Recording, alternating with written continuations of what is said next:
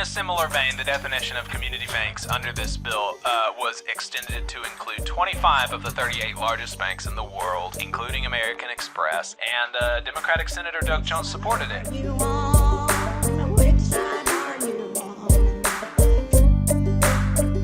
This isn't necessarily union related, but it's something that I wanted to talk about because it is related to some of my past activities. And we've been sitting on it for a while for maybe a slower news day.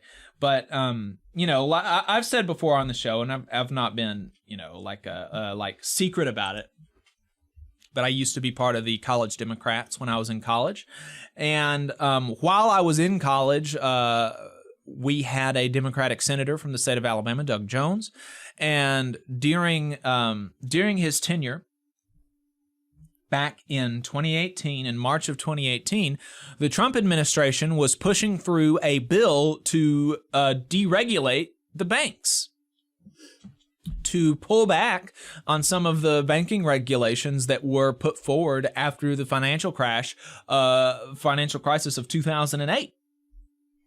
And it was, passed bipartisanly by Republicans and Democrats, including our very own Senator Doug Jones. And he was signaling before they voted to do that he was going to vote for it. And so as part of the College Democrats, I organized an open letter with several other Democratic organizations, community groups, stuff like that, about urging him not to do that. And so with the Silicon Valley bank collapse, and with the subsequent bailout of that bank, I mean, we've been proven right. Myself and the people who signed on to that open letter were absolutely proven right that he did the wrong thing as representative, as a senator from the state of Alabama, when he voted with the Republicans to deregulate the bank. And so, you know, from this open letter, we said that the bill loosens scrutiny on banks under $250 billion in assets. The threshold's currently $50 billion. That's what that deregulation bill did. It took the threshold from 50 billion to 250 billion. The proposed increase of the threshold releases 25 of the world's 38 largest banks from this enhanced scrutiny under Dodd-Frank. I mean, just imagine that. Of the 38 largest banks in the world, 25 of them were released from increased scrutiny under this bill in 2018. That is just absolutely insane. And this bill, this deregulation bill, it was touted as, oh, we're protecting the community banks, just the small mom and pop community banks. We want, and you know, here, those billion-dollar banks. Right. And so we contend in this article that if a bank is one of the top 38 banks in the world, it's not a small community bank, definitionally. Right. And just to illustrate the point even further, that definition of community bank is so distorted that it included American Express.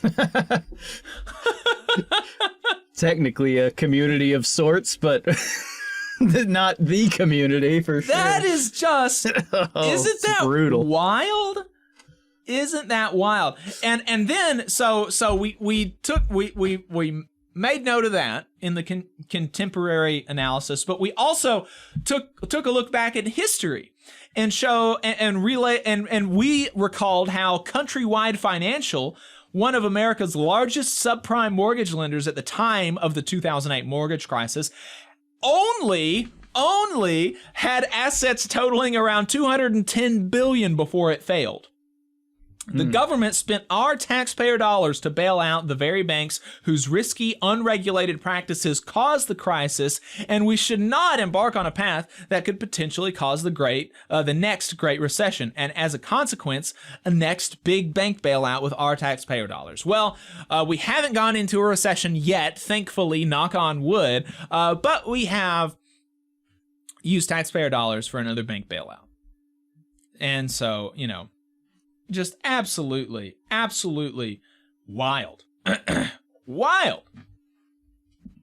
So, yeah, That was just wanted to take that time to say I told you so, and to a bit of a victory lap there. And it is amazing that, you know, and Doug Jones, it's not like we were the only group that was going out there saying that, you know, oh, this is like probably not a super great thing that you're doing here, Mr. Doug Jones. And he responded saying that, you know, the people who were criticizing him, they just didn't really understand anything. That they were just activists and they didn't know any better, and he knew better, and that this bill is going to be good and there's not going to be anything bad happen from it. And, you know, unfortunately, what's a few $1 billion between friends? I mean, seriously, just the idea. 200 billion, I guess. I mean, it's the same. It is the same level of absurdity as the, you know, the folks that go around talking about how the estate tax, it hurts small family farms. You know, like assets over $12 million are taxed when they're passed on to your inheritors, and so that's going to destroy the small family business. The American dream is just getting mowed over. Yeah. What is America come to? I can't pass on $100 million tax free. Yeah, to if my I can't heirs. get my $12 million farm, I don't think I'm quite got that dream going on yet. Yeah, just wild. And so, in a similar vein, the definition of community banks under this bill was extended to include 25 of the 38 largest banks in the world, including American Express. Just absolutely wild stuff. And Democratic Senator Doug Jones supported it. And at the time, I opposed it. And I got that open letter published in AL.com. The Madison County Democrats, their executive committee actually signed on to it as well as the 5th Congressional District Democratic Committee, High School Democrats of Alabama, College Democrats, University of Alabama, Huntsville, College Democrats in Alabama A&M. So, you know, there was a few of us there, but he thought we were just silly. So, well, I think he was trying to, you know, go for that moderate vote that supposedly exists somewhere. Yeah, well, I wonder how many votes. I wonder how many Trump votes he got. Yeah, I know. That's why I was like, I don't know why, but that's what he was. In 2018, yeah, like, who were the voters that were like, oh, yeah, you know what? I was going to vote for Tommy Tuberville, but Doug Jones voted to deregulate the banks, so now I'm going to vote for Doug Jones. Like, strong independent wave over here. Yeah. Another thing about Doug Jones, one of his staffers, after he was voted out of office, is now working for the Business Council of Alabama, the Council of Bosses. So, cool. You know, yeah, love that for her. Absolutely love that for her. Oh man. Yeah, I don't know, man. I don't know. I was at the Roadkill the other day. It was